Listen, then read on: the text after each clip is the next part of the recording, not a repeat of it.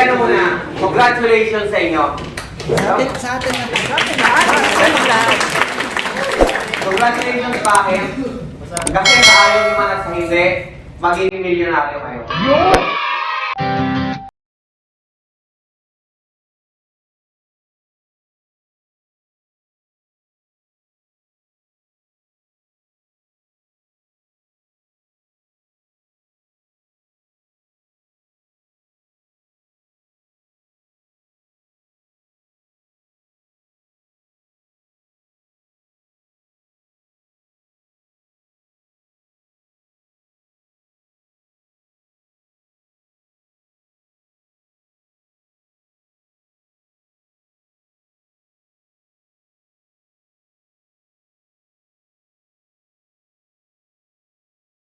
Ngayon ay kaperahan. Power! Okay, minded pa kayo? Ito lang. Ito, disclaimer lang ha. Ano lang to inspire, not to brag. Hindi ako magyayabang. Pero para maging inspirasyon lang sa inyo na posible pala. Nakakala nyo dati hindi. Ngayon, ilang taon ang kontrahan natin sa Korea? 3 years. Tama. Ang iisipin nyo lagi, 3 years na ang kontrata ninyo sa Korea. Huwag nyo iisipin 5 years ang kontrata ninyo. Ngayon mag-iipon lang kayo, target nyo 3 years lang. Dahil baka isipin ninyo, 5 years pa naman ako, paano hindi ka extend? Magsisimula ka pala mag-ipon after ng 3 years. Simulan mo pala ang unang sahod mo. Ngayon sa unang sahod, may formula tayo dyan. Formula. Ngayon ang basic natin, 1.7. Wala pang overtime yon. Pag sinabi mo overtime doon, nakabot tayo ng 2 million, buod pa yung kunyagan, tsugan. Diba? So mag-average tayo mga 2.3, 2.5, mga something lang ganyan. O bro, basic 1.7. Monday to Friday lang yung lahat ako. Kaya sumahod ka ngayon. Pagkasahod mo, ang unang-unang ima-minus, 50%. savings mo nang unang ibabawas. Dapat may target kayo savings.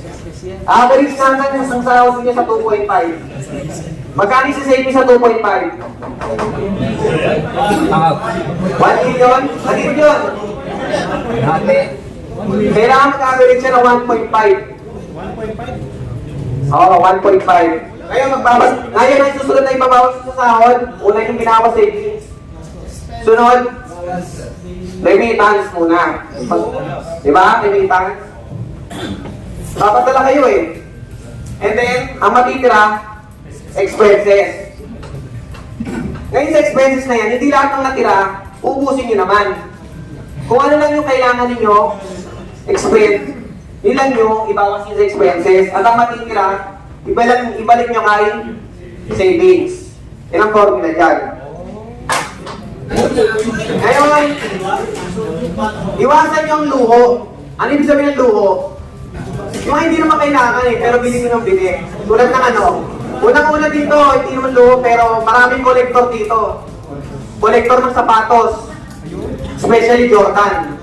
Marami nang kilalang ganon. Pag-uwi, una hindi na alam kung paano i-uwi sa dami ng sapatos, sumabot ng mga 20 Jordan. I-times mo sa kano abilis sa Jordan ngayon po eh? 110. 300 to 500. O, pangit pa yun. May nag-average pa ng 800,000. Convert mo sa peso, magkano sapatos ng ano. Pero mag-iipunin mo ng maraming sapatos, dadalawa lang pa natin. Tama na yung pagtrabaho, tsaka mga konting pangalis. Kasi iwasan yung makipagyabangan ng forma. Alam niyo yun, yung pagyabangan kayo ng forma para, ano, pumunta tayo dito, dapat yung goal ninyo, alam niyo eh, makaipon. Diba? Makaipon tayo. Focus on your goals. Nag-a-apply pa lang kayo, may mga pangarap na kayo, alam niyo na yan eh. Ano ba mga pangarap niyo? Mayawon sa kahirapan, di ba? Makapagpatay ng bahay, makapagpatay ng negosyo. Pagdating sa Korea, sumasahod na. Masahod na ng 2 million, kinonvert ka agad, 80,000, masyado ng malaki. Lalakihan kayo sa 80,000. Sabi niyo, marami namang pera eh. Bibili ako ng ganito, punta ako dito, punta ako gano'n. Hanggang sa magkano lang matitira. Kaya nagtataka nga ako, may mga umuwi. Tatanungin ko na kami, magkano inuwi mo? 1 million. Laki na yun. Maliit yun kung 5 years kayo nagtrabaho para sa 1 million. Maliit yun, peso na yun, maliit yun. Totoo lang. Ngayon tatanungin mo sa sarili, saan punta yung pera niya? Pero hindi natin masabi, baka nagpaaral ng mga kapatid, di ba? May mga kanya-kanya silang purpose. Pero yung 1 million, sambot nyo na yun eh. Alam niyo saan? Cookmin, Tedigom, tsaka yung mga insurance, kung magandang bigayan sa inyo, masasambot nyo yung 1 million na yun. Huwag kayong bili ng di kailangan. Ay, bakit? Ako mag-ahaya kayo din sa akin. Mahirap iuwi. Inawat ako 3 balikbayan box para lang iuwi yung mga pinagbibili ko. Kapag dating mo sa Pilipinas, hindi mo alam saan itatambak. Nakabili na ako mga sapatos, pero hindi mo ganun kamahalan.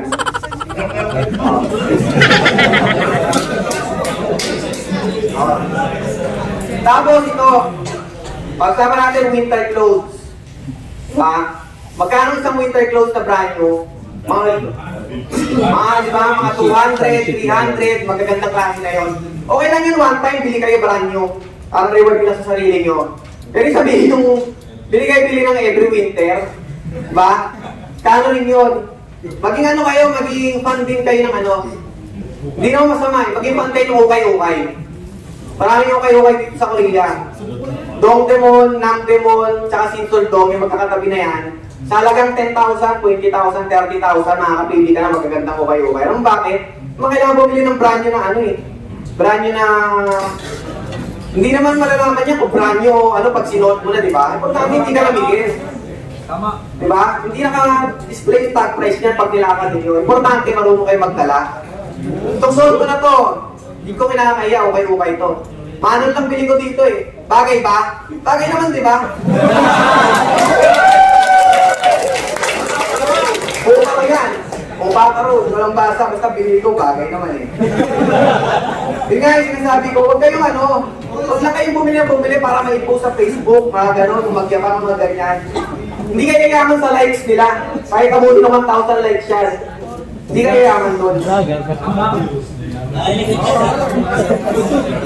Ito, sinasabi ko, iwasan ang barkada.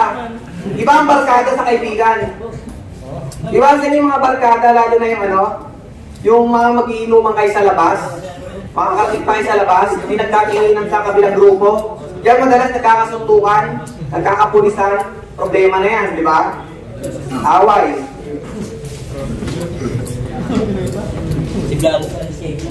Tapos dapat may target kayo sa 1 year. Ngayon ang target ko 1 year.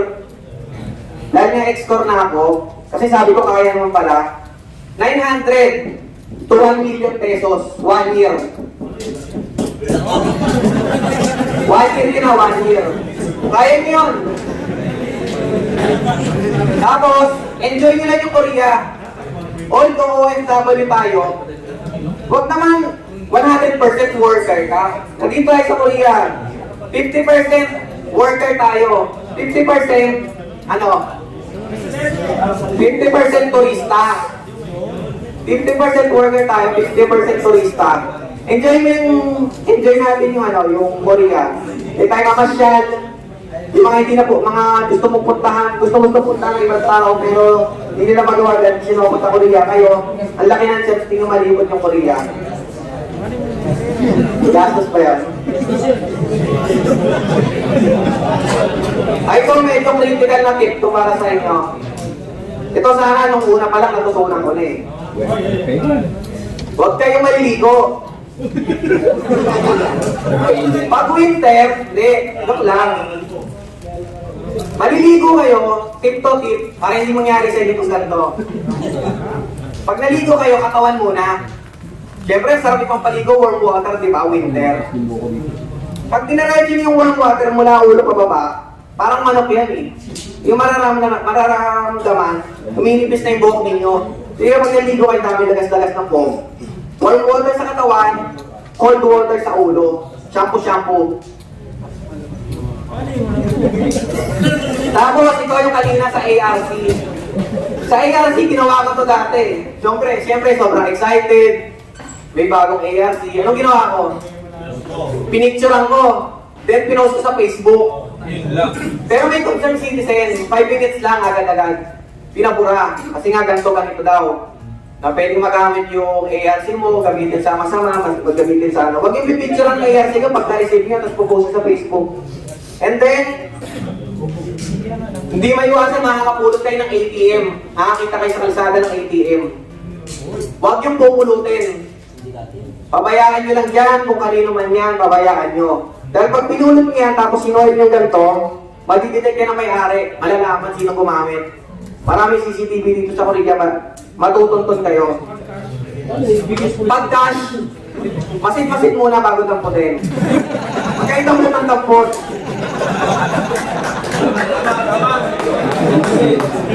Ay, ito ba? Karamihan dito, may asawa na, di ba?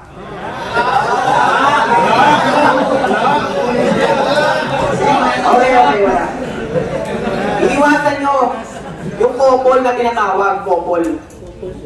Diyan, dalawa masisira sa inyo, maging tatlo pa. Una, masisira ang pamilya nyo.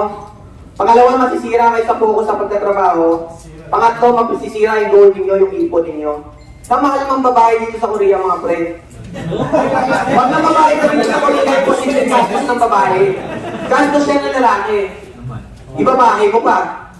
Magkano babahay? 300,000. Pakainin mo pa. Diba? Eh, mga iwas-iwas kayo sa couple para makapag-ipon kayo. Oo, marami nang uso ngayon. Mga flashlight. Sira ulo. O ito, para hindi masayang. Gago tayo. Simulan nyo sa unang sahod nyo. Gumawa ka agad kayo ng alkansya. Alkansya para saan? Para sa mga coins. Pag bumili kayo, may sukli, coins, ihulog nyo, ihulog. 3 years. After 3 years, bago kayo buhay, tsaka yung buksan. Basta pag may coins kayo sa bulsa, may coins kayo, ihulog nyo agad, ihulog. Target ninyo makapag-ipon. Ipon, ipon, ipon. Lagay nyo lagi sa utak nyo. Tapos, papakilala ko sa inyo yung ginamit kong technique kung bakit nakapag-ipon ako ng ngayon, hindi naman sapat mamaya pa, i-share ko lang sa inyo kung magkano yung posible yung maipon. Ito, magastos pa ako nito. Magastos pa ako nito na naisip ko. Hindi 1M, hindi 2M. Magkano? 5. Hindi rin 3M. 5. Hindi rin 4M. Magastos ka pa nito. Pero kasama na yung 4.1. 4.6 million pesos. Kaya yung ipunin yan. Kaya yung maipon yan. Hashtag rated K. Hindi yan 3 years. 4 years and 10 months yan Sa mga 4 years and 10 months. May pamilya, sir. Oo, may pamilya ako. Nagtatanong nyo, baka hindi na ako nagpapadala. Nagpapadala pa ako. At kung magpapadala kayo, nanggaling kayo ng Pilipinas, di ba? Alala sa yung pamilya. Alam nyo yung gastusin sa Pilipinas. Padalhan nyo lang ng sakto. Pag kinulang, tsaka sila kukonta. Huwag yung padalhan ng may sobra-sobra. Mag-ipon kayo. Kayo ang mag-ipon. Kayo may control sa ipon ninyo. Huwag nyo masarap. Pag pinadala ninyo ang pera, huwag nyo masarap iipunin niya sa Pilipinas. Pag pinadala nyo yan, wala na yan. Hindi nyo makahanap yan. Kaya ang ipon ninyo, kayo mag-ipon. Ngayon, paano mag-ipon? Nag-open ako ng sa Kebhana. Nag-open kayo ng savings sa Kebhana Bank. Kebhana Bank, mag-open muna kayo ng savings account. Then, pag nakapag-open kayo ng savings account, paano magpadala ng pera? Yung Easy One nila ang gamitin ninyo, Easy One. Easy One Easy One. Ngayon, may savings account ka na sa Kebhana. Nakaipon ka na ng unang 20 million won mo. 20 million won, no? 20 million won ipasok mo sa Kebhana as time deposit. 1 year, tutubo yung pera ninyo. Nasa magkano binubo na sa akin? Ito na sa kung mga ship manon. Sa 20 million. O mga ganun. Basta tutubo. Isa naman matulog na sa savings nyo, pasok nyo sa time deposit, hindi nyo na nagalaw, tumubo pa. And then after 1 year, i-roll lang ninyo. Pasok nyo ulit. Pwede nyo naman yung 20 million, maging 40 million, and then savings roll nyo lang ng rolyo. Hanggang sa lumaki ng lumaki. Gadget, cellphone. Huwag naman yearly nagpapalit tayo ng cellphone. Diba? Kung mag-ayos pa naman yung cellphone mo, mali ka pa camera, nakakapag-Facebook, eh tinan mo na yan. Tama. Diba? And then, ito, okay na tayo dun sa kaperahan Ito na lang sa kumpanya. Ay, hindi nyo pa alam yung edad. Pag lalaki, yung kagad, yung pag babae, nuna. Tapos, kung galing nyo lagi pumate, gusto nila yung bumabate. Na yung talagang bating maganda, yung... Ngayon, sa'yo, yung kagad. Learn Korean, mag-aral-aral pa rin kayo, hindi porket nakapasa na kayo ng Korean language sa Pilipinas. Pagdating dito, hindi na kayo kailangan mag-improve kayo. Alam bakit? Pag nalaman ng Koreano na pag nakakapagsalita ako, may kasamang respeto yun, respetuhin kayo.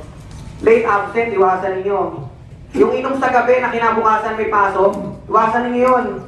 Kasi posibleng hindi ba kayo makapasok, kung makapasok man kayo, may hangover kayo, mahirap magtrabaho. Ngayon, pag absent, pwede kayo mag-text, pa-medical kayo bago pumasok. Pag walang ginagawa sa kumpanya, huwag mo hintay uutusan ka, magwalis-walis ka muna dyan, kayo magpunas-punas. Bahala na kung anong iutos kayo pagkatapos. Tapos na yun. Salamat nga pala kahit pa paano 3 days naranasan ko maging panjang name. Kasi pagdating sa kumpanya, hindi na tayo panjang, tadyang na tayo. Salamat.